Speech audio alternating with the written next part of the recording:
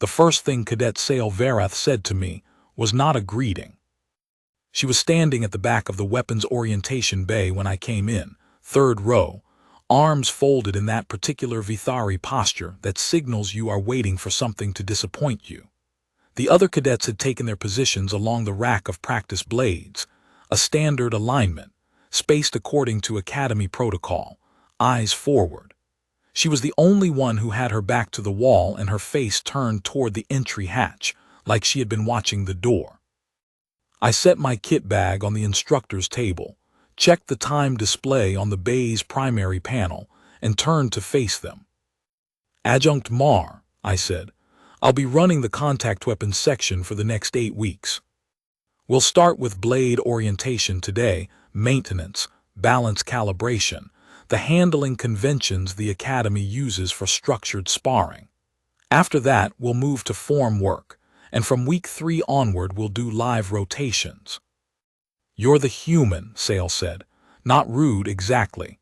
Just flat the way you might note a discrepancy in a ledger." "Yes," I said. She unfolded her arms and tilted her head about 4 degrees, which in Vithari body language is roughly the equivalent of a raised eyebrow and a small frown combined.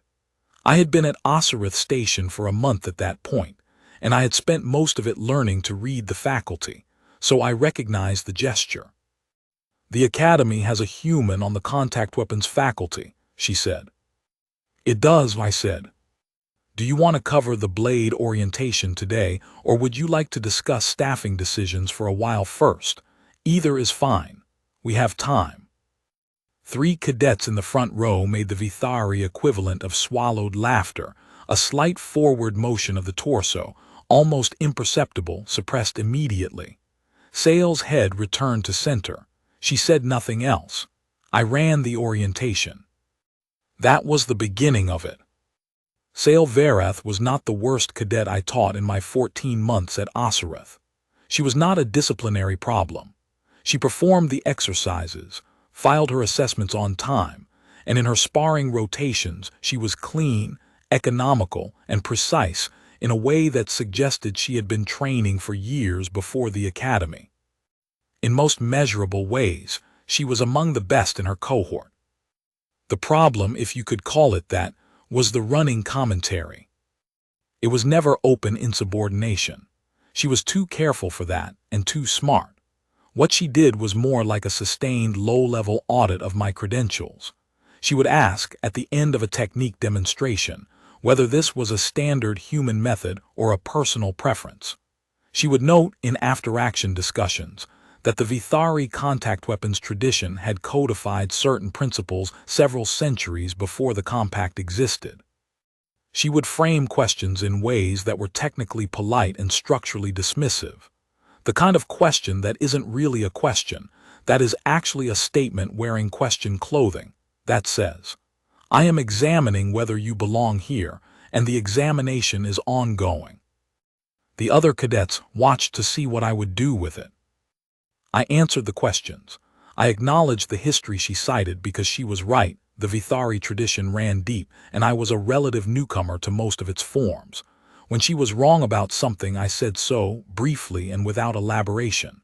When she made a good point, I said that too. I did not rise to the structural dismissiveness because there was nothing to rise to. She hadn't said anything I could object to. She had only asked questions. In the second week, she asked me, during a form demonstration, whether the sequence I was showing them had ever been tested against a resisting opponent, or whether it was a theoretical framework. I stopped the demonstration. "Which component are you asking about specifically?" I said. She described the transition between the third and fourth movements.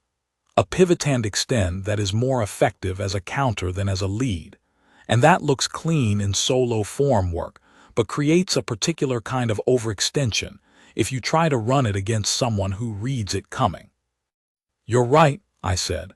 "As a lead movement in contact, it creates overextension risk if the opponent reads the pivot. It was designed as a response, not an initiation. The form puts it in a sequence that makes it look like a lead because form's practice trains the body to execute cleanly. The tactical context is a separate layer. Do you want to run it as a counter and see how it behaves?" She looked at me for a moment, then she said yes. We ran it. She was the counter-initiator, and I fed her the appropriate setup. She executed it twice, the second time correctly, and then she stood back and looked at the movement the way you look at a tool that has just revealed its actual function. "That's different from what the form suggests," she said. "Most forms compress tactical context into physical sequence," I said. "The translation between what the form teaches and what the form means in contact is something you have to build separately. That's part of what this section is for." She filed nothing about that particular point, but she was quiet for a moment after, and the quality of the quiet was different from the audit quiet she had been running before. It was the quiet of someone adjusting a calculation. I noted it and kept teaching. In the third week she asked, in front of the full cohort during an after-session discussion, whether the compact had any established contact weapons tradition predating first contact with the Vithari, or whether human practitioners had simply adopted and modified forms from alien traditions. "Both," I said. "Human contact traditions are older than first contact. There are several Earth-origin disciplines that have been practiced for centuries, some of them thousands of years. After first contact, human practitioners adapted elements from Vithari and other traditions because that's what practitioners do when they encounter something useful. The synthesis is now its own thing. It's not Vithari and it's not Earth origin anymore, it has its own coherence.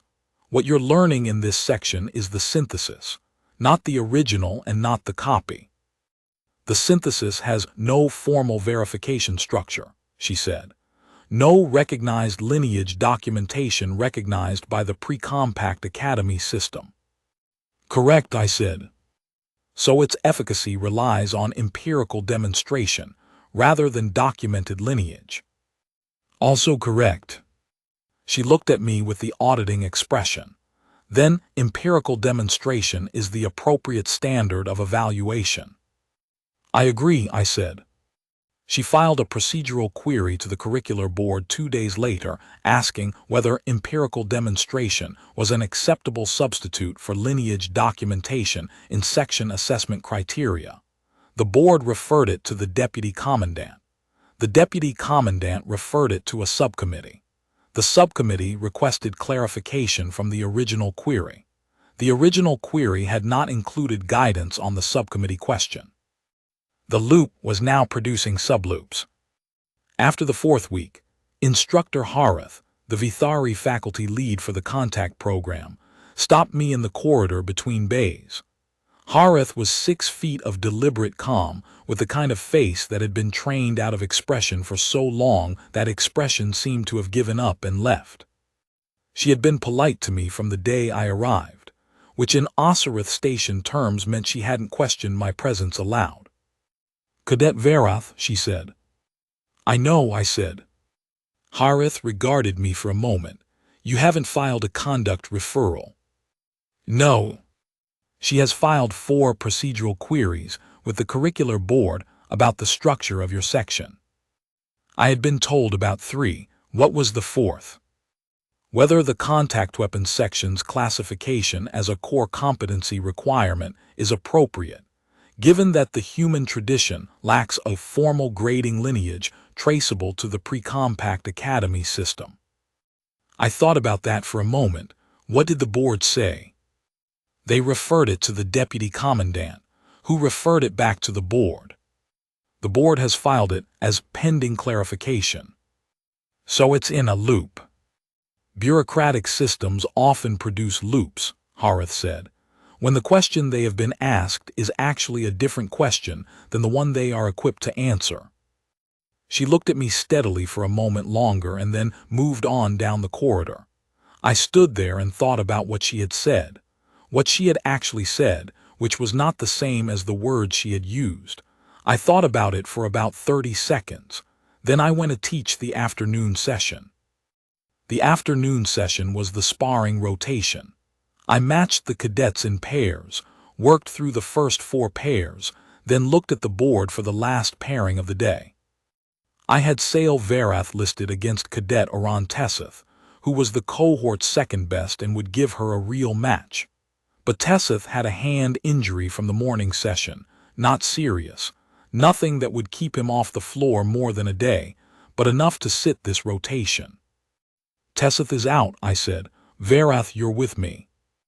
The room did not go still, exactly, but the specific quality of the movement in it changed. Cadets who had been adjusting their hand draps stopped adjusting. The ones who were waiting at the benches stopped looking at the floor. Sale Verath stepped onto the mat. She was lean and quick, mid-teens equivalent in Vithari development. Physically, she would be in the range of a 17 or 18-year-old human, though that translation is approximate at best.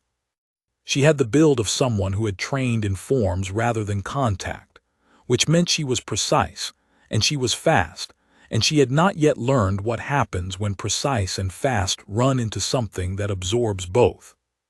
She bowed correct form, the traditional Vithari Academy bow, both hands open, eye contact held. I returned it. We circled. She was watching my hands, which is what you learn in forms training. I was watching her center, which is where the decision to move comes from about a quarter second before the hands know about it. She came in fast with a combination I recognized. It was the standard Vithari third-year opening sequence, efficient and well-practiced. I slipped the first movement, let the second graze my forearm, and put 2 fingers on the back of her wrist at the point where the form required her to pull and reset. We stopped. You're holding the reset half a beat past the natural recovery, I said. The form puts it there for a reason. It gives you a window to read the opponent's response. But if the opponent doesn't respond the way the form expects, holding the reset is the one moment when you're structurally committed. She looked at where my 2 fingers were resting on her wrist.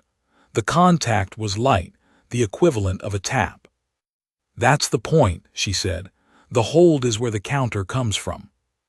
The hold is where the counter comes from if the opponent is also running the sequence, I said. If they're not, the hold is where you get taken off your feet.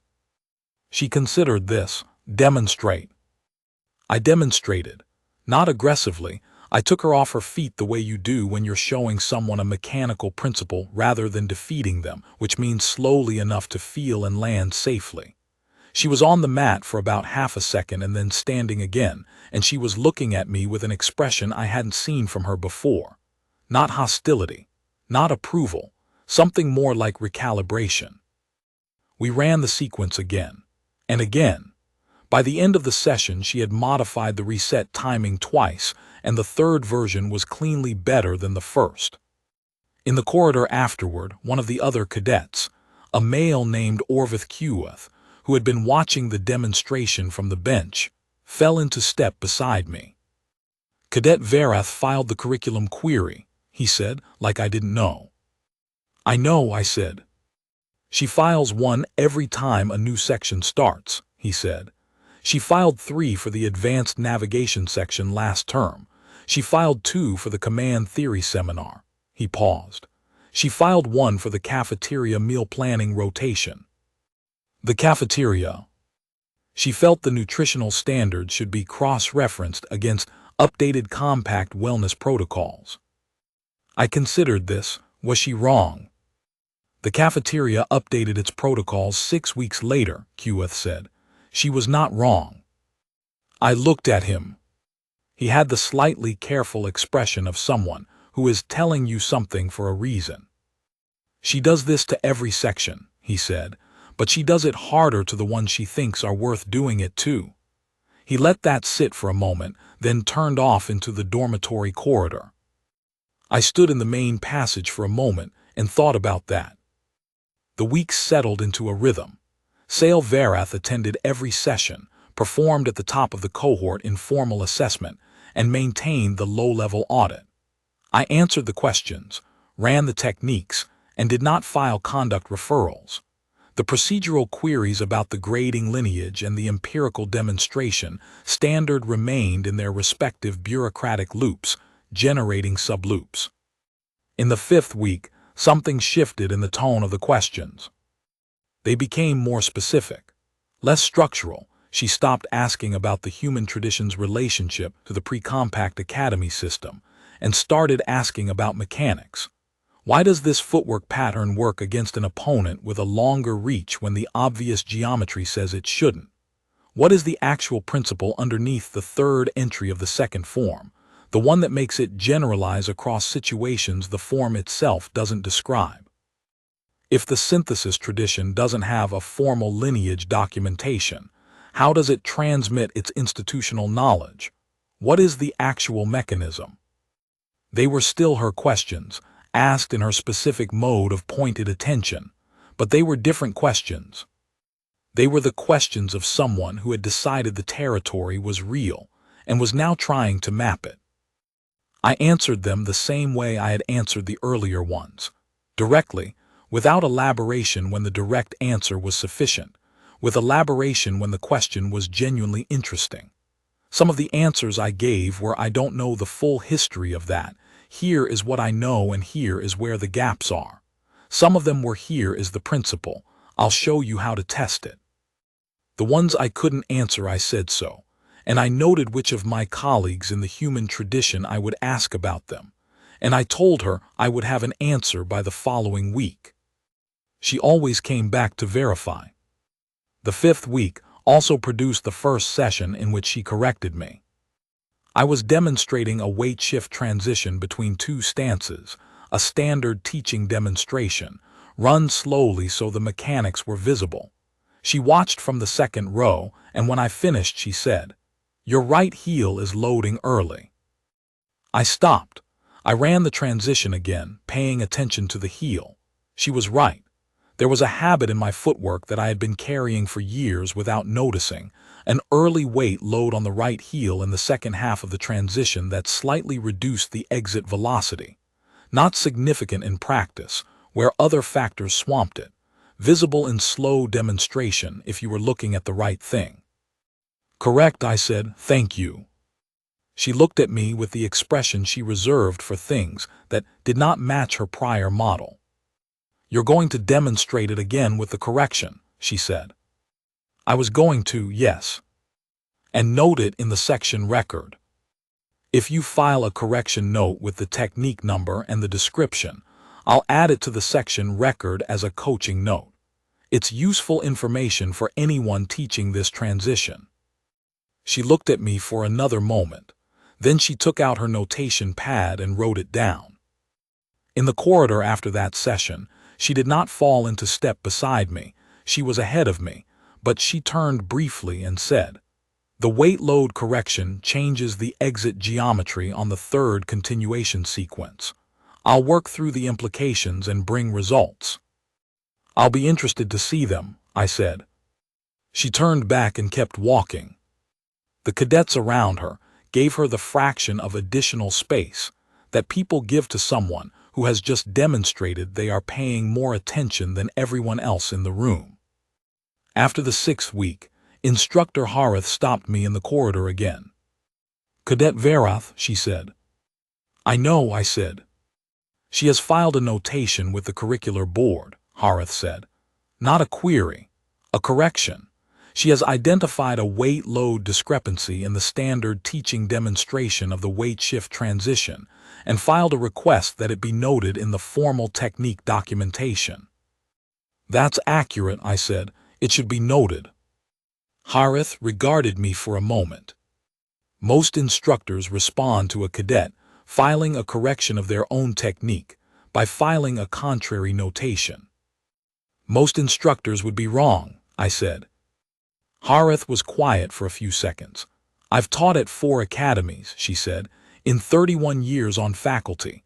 I have seen 3 instructors in that time accept a cadet correction without filing a contrary notation. 2 of them were among the best teachers I have observed." She paused.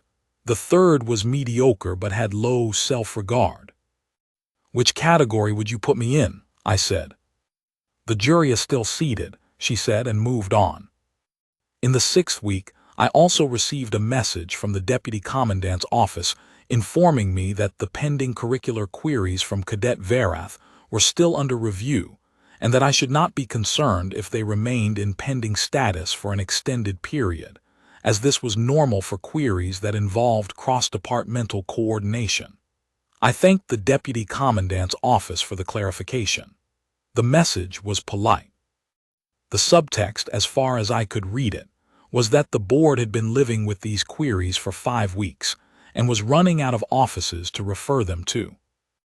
In the 6th week, she challenged me formally. Vithari Academy tradition allows a cadet to request an open assessment, a full sparring demonstration in front of the cohort, with the outcome entered into the section record. It is used occasionally, usually by cadets who believe they can outperform the standard assessment metrics and want the record to reflect it. It can also be used to test an instructor's competence on the floor rather than in lecture.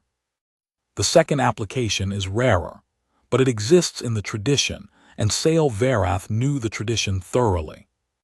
I accepted the challenge. The protocol requires a 24-hour notice period, which she gave. She filed the proper paperwork with the curricular board, who logged it and notified Instructor Harith, who came to find me in the faculty corridor that afternoon. She filed the open assessment request, Harith said. I know I accepted it. Harith looked at me with a face that had been trained out of expression. You understand what the open assessment is for. I understand 2 things it's for, I said. She seemed to decide something. Adjunct Mar, she said, I want you to understand that the board will record the outcome regardless of what it is. If the result is that a second-year cadet demonstrates superiority over the section instructor on a contested form, that result goes into the permanent curricular record. I understand, I said. And you still intend to proceed? Yes. She held the look for another moment. Then she nodded once and moved on. The open assessment was set for the following afternoon in the main sparring hall. The hall held the entire cohort plus most of the available faculty who happened to be free at that hour, which was most of them. I don't know who told them, but Osirith Station is not large and things travel. I arrived at the time, set my kit at the edge of the mat, and did the same 3-minute warm-up I did before every session. Not a performance, just the warm-up. Sale Verath arrived 2 minutes later. She had taken the formal opening stance at the mat's edge, correct posture, equipment properly secured, face neutral in the way that Vithari neutral means you are holding a great deal still. She bowed. I returned it. We had been on the mat for about 40 seconds when I realized something had changed since week 4. She had done the work. The reset timing I had shown her, she had rebuilt it. The mechanical vulnerability I had put 2 fingers on was gone. She had replaced it with a transition that was not precisely Vithari and not precisely anything I recognized, and was faster than the original by a noticeable margin. She had taken the weight load correction and worked through its implications on 3 continuation sequences, and the result was a modified approach to the second continuation that used the corrected load geometry to create an entirely different exit angle. She had gone away and practiced and thought, and the result was something that was hers, not mine and not the form's, and it was genuinely better. I adapted. I always adapt. That is the first thing you learn in contact work, that the sequence in your head is a starting plan and plans last until the first contact, and then you are improvising on top of a foundation, and the foundation is what keeps you upright. My foundation is 22 years of contact work across 6 different traditions, which does not make me impossible to defeat. It makes me harder to surprise. She surprised me twice in the first minute, both times small, not scoring opportunities exactly, but moments where my adaptation was a half beat behind hers. I noted both. The second surprise was the modified continuation she had built from the weight load correction. And when I felt the exit angle, I knew exactly what she had done and why. And that was the moment I was certain she had understood the technique at its actual depth, rather than its surface. The open assessment ran for 8 minutes. At the end of 8 minutes, we were both upright, and the score was 3-1 in my favor by the standard metric. But the standard metric does not measure the quality of the contact, and the quality of the contact had been very good. When we bowed out, I was breathing harder than I usually breathe at the end of a demonstration, and the faculty who had gathered at the perimeter of the hall were still. Instructor Harith entered the floor, as the presiding faculty member for the record. Result, she said, Adjunct Mar 3-1, assessment to be entered in the section record. She looked at Sale Verath. Cadet Verath, your adaptation in the third transition series and the modification to the second continuation sequence are significant improvements on the standard form. I'd like to see both formalized into practice drills for the cohort. Sale bowed to Harith. Then she turned and bowed to me again, not the formal assessment bow but a slightly different one, the one that in Vithari tradition is offered to an instructor whose teaching has been useful. I returned it. In the corridor afterward, she fell into step beside me, which she had not done before.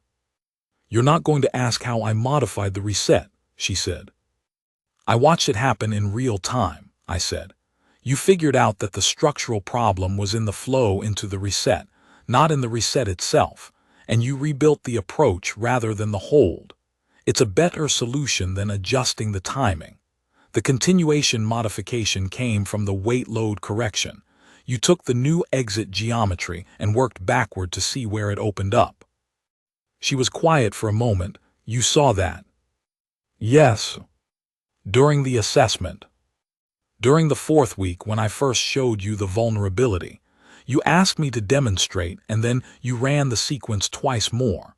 The second time you were already thinking about the approach, not the reset. I could see it. The continuation work you figured out yourself. She thought about that. You let me figure it out. You were going to figure it out, I said. My job is to show you where the problem is. Your job is to solve it. You solved it better than I would have suggested. We walked about 10 paces in silence. Then she said, Why didn't you just tell me the better solution in week 4?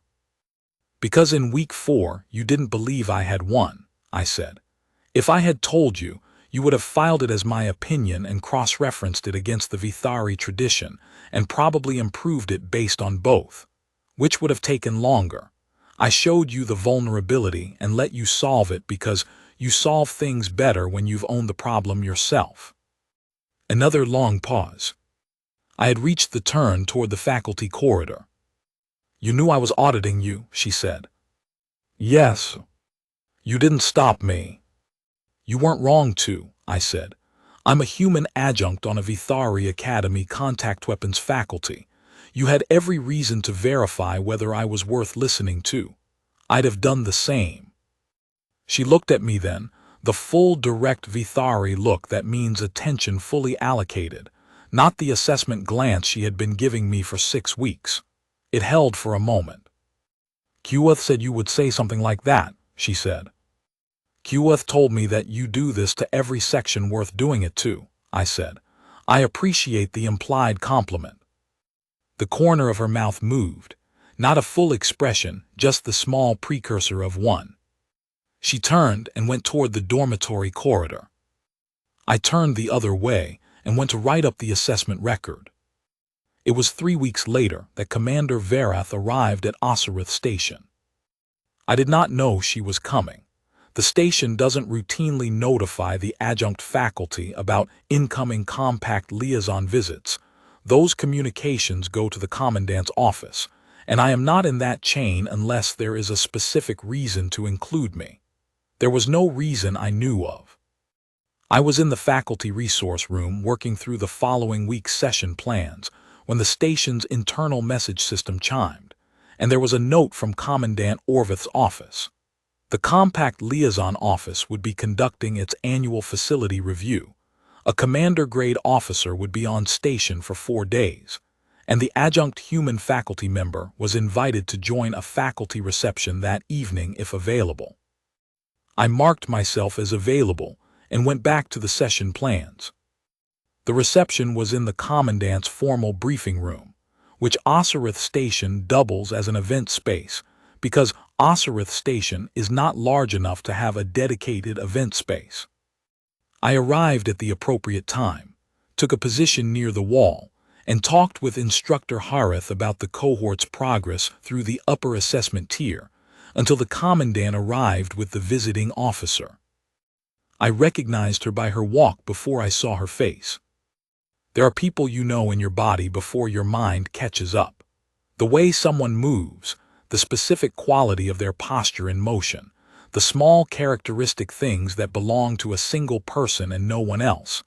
After enough time, those things get filed somewhere below conscious recollection, and when they surface, you know them immediately even after 17 years. Kale Varath was 44 years old. She had the rank insignia of a senior commander on her collar and the expression of someone who had spent the last decade making decisions in rooms where she was the most prepared person present. She was speaking to the Commandant with the focused attention of a professional doing a professional thing. She had not yet looked toward the wall. I put my drink on the nearest flat surface and stood very still for a moment. The compact joint posting had been 17 years ago.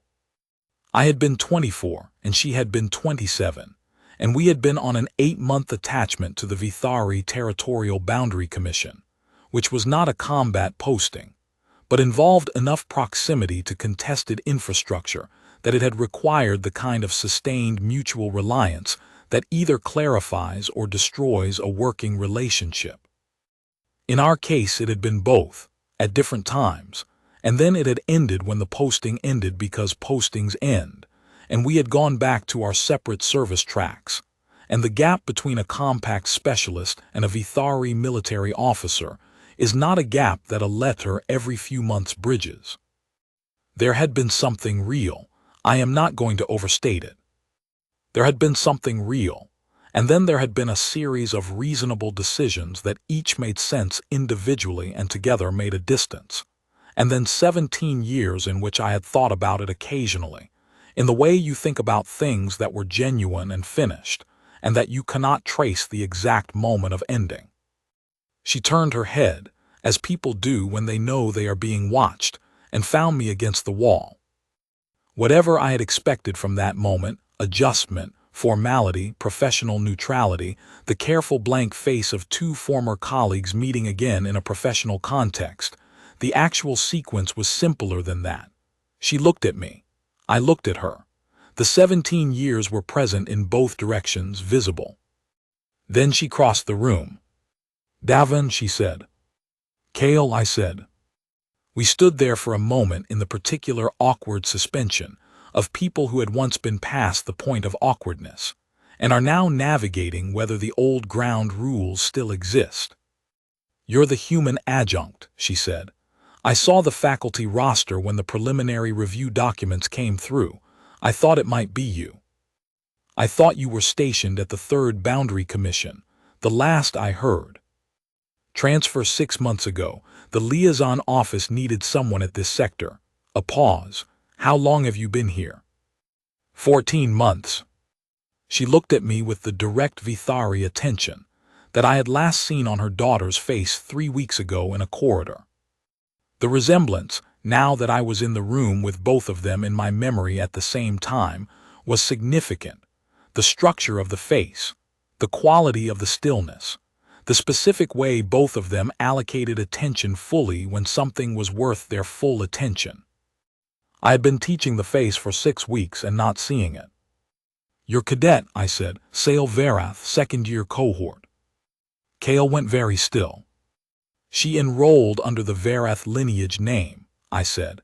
"The compact roster transliterated it differently, 2 different standardization protocols for the same phoneme cluster. I didn't make the connection." "She's been in your section," Kale said. 6 weeks. 9 so far, counting from the beginning of the section." The Commandant had noticed the conversation, and was navigating across the room with the careful discretion of someone who understands that two people talking quietly at a wall reception may be doing something that does not require a senior officer's input. Harith had also noticed. Harith had the expression of someone who had been connecting certain pieces of information for longer than anyone had known to ask her about them. The open assessment, Kale said. It was not a question. She would have received the record in her role as the compact liaison officer with oversight responsibility for the seconded adjunct faculty. She would have read it before she arrived.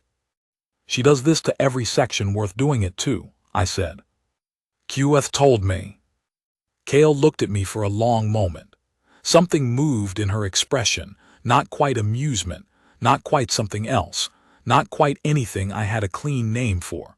Something that a person shows when they recognize a familiar quality in an unexpected place. She doesn't know, I said.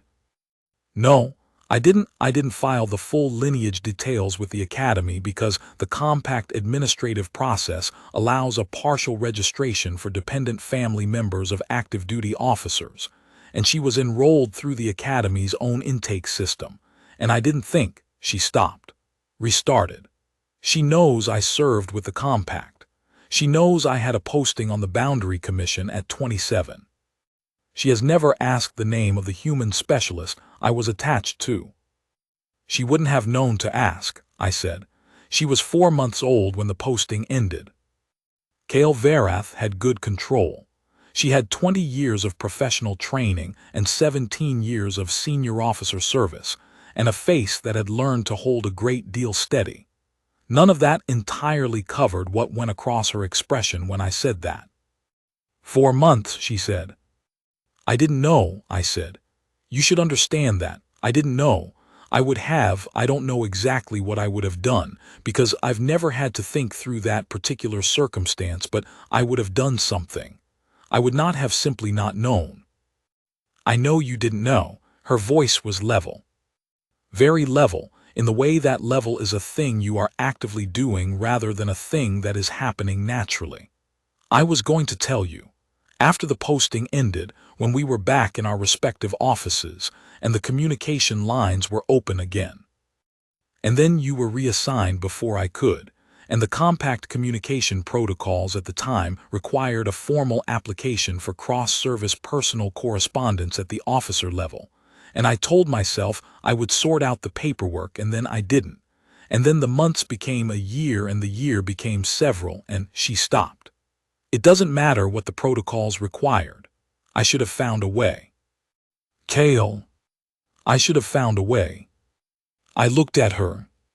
The room around us was doing what reception rooms do, the small movements, the professional conversations, the careful management of people who know that a private conversation is happening in public and are giving it the appropriate amount of space. I was aware of all of it as peripheral information and not important at that moment. You raised her, I said. Yes. She's very good, I said. She's genuinely very good at what she does. She found a structural problem in the Vithari third-year reset form that I have been showing cadets for 8 months, and she solved it better than I would have suggested.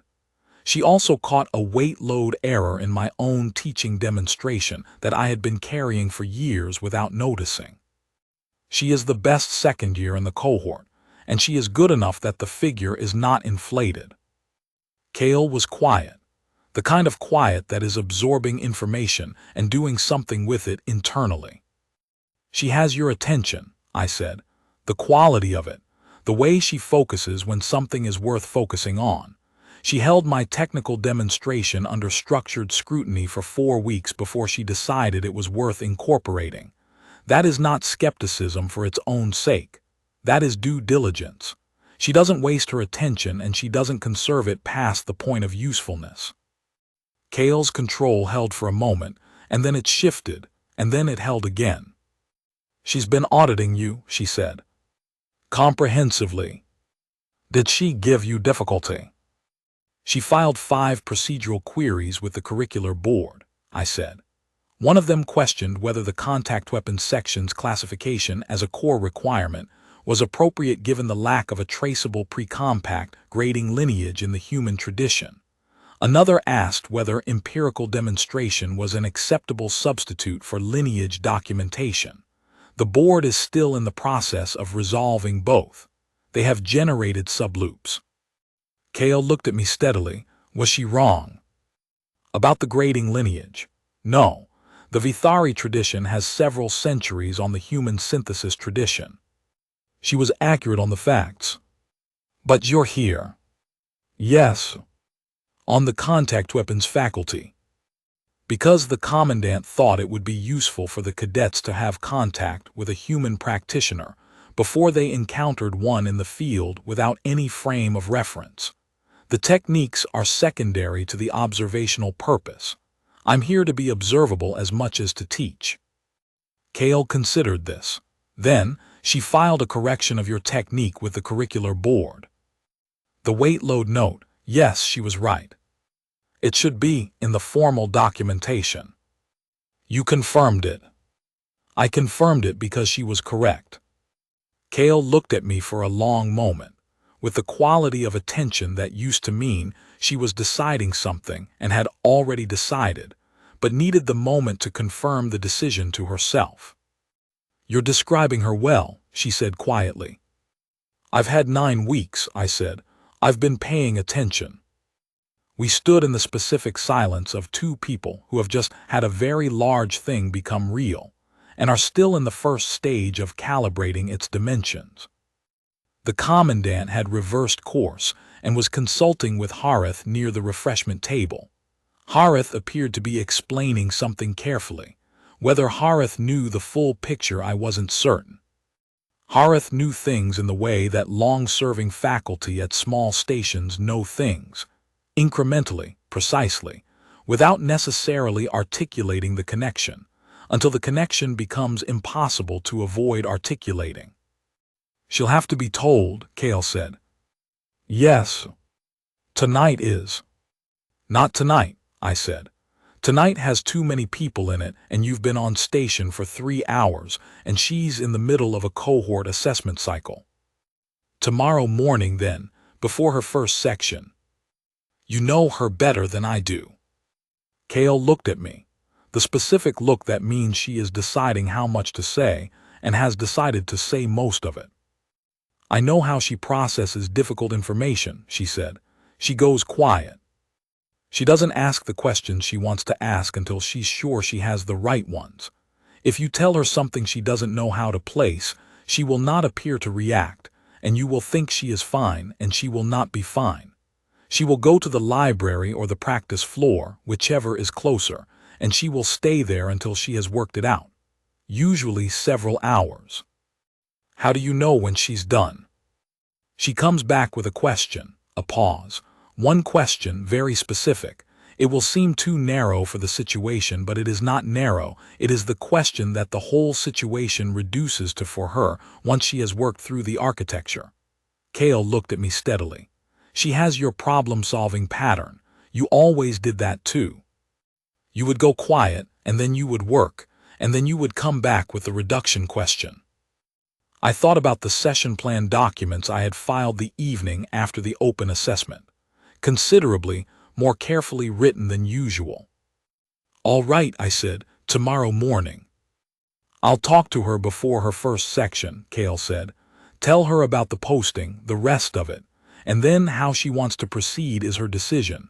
She's 16. I know. She doesn't have to. Kale stopped. Started again. She doesn't have to do anything with this information that she doesn't want to do. It has been 16 years and she has a life that is fully structured without this information, and she may decide she wants to keep it that way. I know, I said, Kale. I understand. She looked at me for a moment longer. She would have found the weight load error eventually, she said. Without you noting it, she would have found it and filed a correction through whatever channel was available. I know, I said, she's very thorough. Something in Kale's expression settled.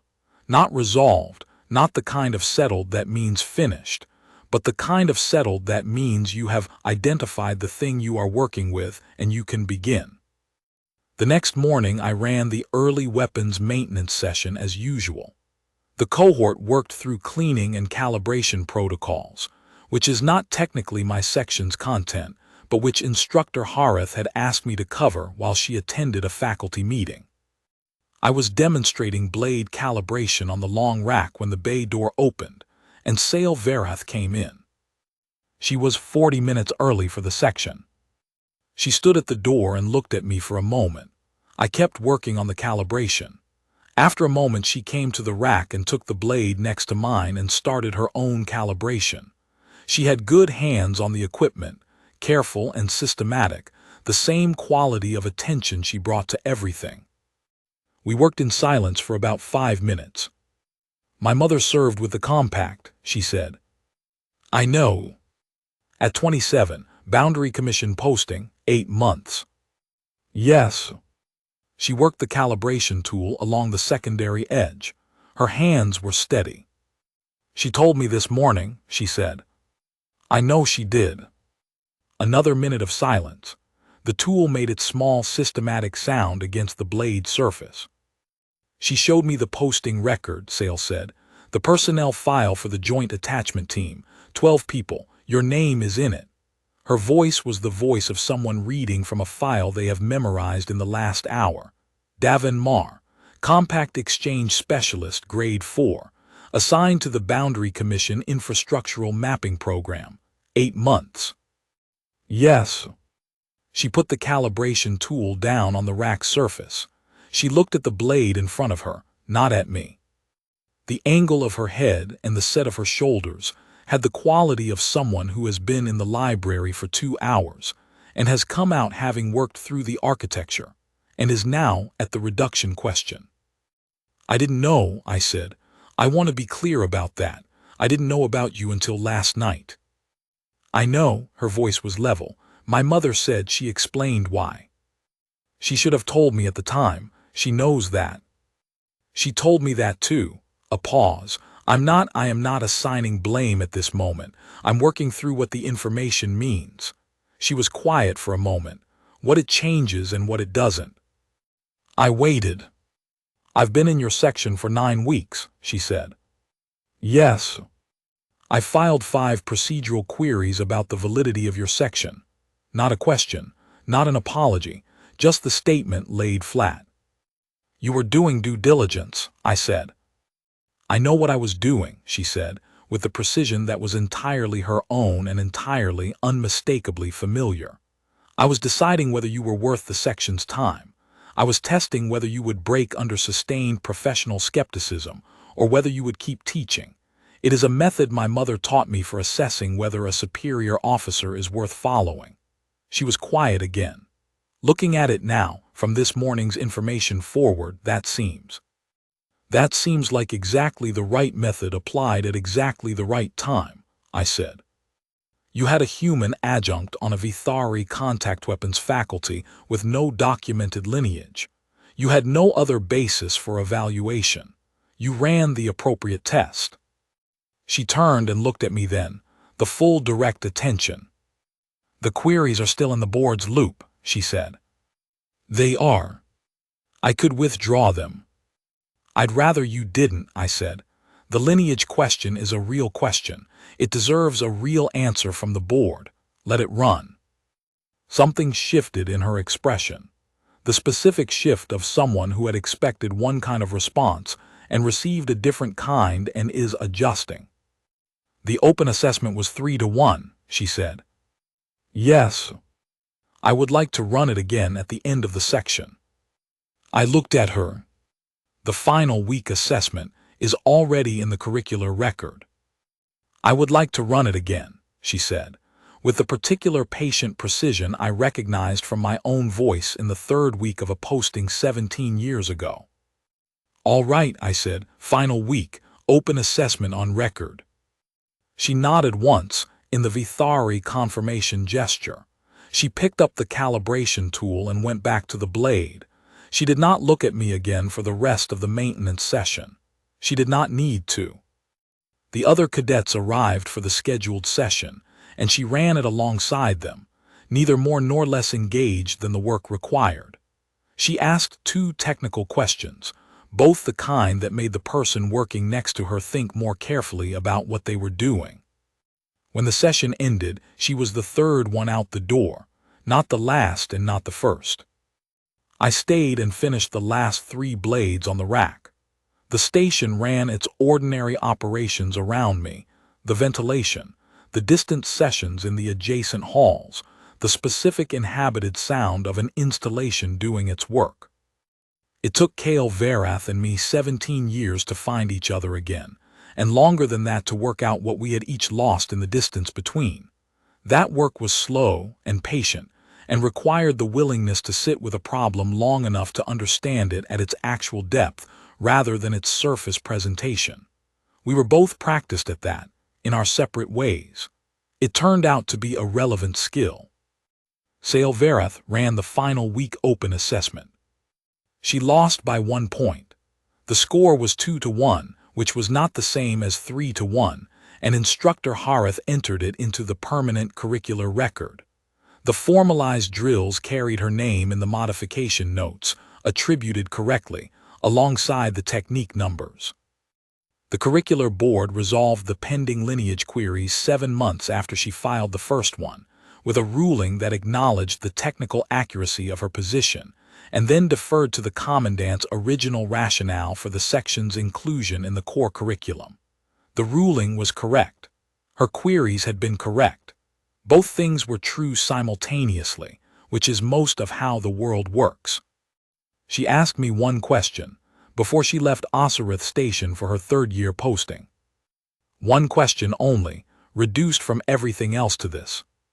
When you taught us the second continuation modification, the one built off the weight load correction, did you know I had worked it out? Yes, I said. She looked at me. When? During the open assessment, I said. The first time you used the exit angle. You adapted. Yes. She was quiet for a moment. You could have countered it directly. You had time. Yes, I said, I had time. But you didn't. No. She held the consideration for a moment. Because you wanted to see it in full contact. Because I wanted to see it in full contact, I said. It was good technique. I wanted to see what it did. The corner of her mouth moved, fully this time, not just the precursor. That's a waste of a scoring opportunity, she said. It is, I said. She gave me the bow you give an instructor whose teaching has been useful. I returned it. Then she picked up her kit and went toward the transfer corridor, and I went back to the weapons bay, and outside the viewports the boundary stars were doing what they have always done, burning quietly, holding their positions, asking nothing from anyone, indifferent and reliable. That is all the work ever is. You find where the problem is. You step back. You let the person who has the capacity to solve it run until they find the better solution. The rest is just time.